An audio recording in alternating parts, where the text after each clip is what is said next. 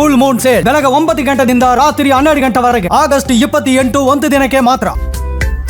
ಬೆಳಗಾವಿ ಮಹಾನಗರ ಪಾಲಿಕೆಯ ಮೇಲೆ ಸೂಪರ್ ಸೀಡ್ ತೂಗುಗತ್ತಿನೇ ತಡ್ತಾ ಇದೆ. ಸೂಪರ್ ಸೀಡ್ ಮಾಡಿದ್ರೆ ಕಾನೂನು ಹೋರಾಟದ ಎಚ್ಚರಿಕೆಯನ್ನು ಕೂಡ ಇಲ್ಲಿ ನೀಡಲಾಗಿದೆ. ಸೂಪರ್ ಸೀಡ್ ಅನ್ನು ತಡಿಲಿಕ್ಕೆ ರಾಜ್ಯಪಾಲರ ಮೊರೆ ಹೋಗಲು ನಿರ್ಧಾರವನ್ನು ಮಾಡಲಾಗಿದೆ. ಕನ್ನಡ ಪರ ಸಂಘಟನೆಗಳಿಂದ ಸೂಪರ್ ಸೀಡ್ಗೆ ದೂರು ಆಧರಿಸಿ ಪಾಲಿಕೆ ಆಯುಕ್ತರಿಗೆ ವರದಿ ನೀಡಲು ಸೂಚನೆಯನ್ನು ಕೊಡಲಾಗಿದೆ. ವರದಿ ನೀಡಲು ಪ್ರಾದೇಶಿಕ ಆಯುಕ್ತರಿಗೆ ಸೂಚನೆಯನ್ನು ಕೊಡಲಾಗಿದೆ. ಪ್ರಾದೇಶಿಕ ಆಯುಕ್ತರಿಂದ ಪಾಲಿಕೆ ಆಯುಕ್ತರಿಗೆ ಸೂಚನೆಯನ್ನು ಕೊಡಲಾಗಿದೆ.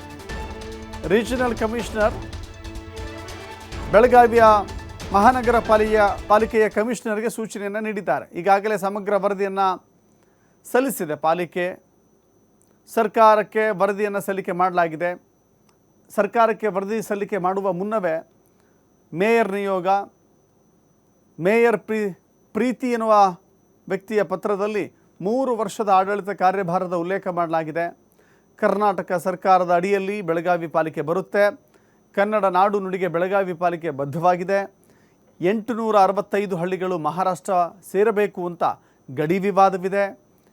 ಗಡಿ ವಿವಾದ ಇರೋದ್ರಿಂದ ಕಾನೂನು ಅಭಿಪ್ರಾಯವನ್ನು ಕೇಳಿದ್ದೇವೆ.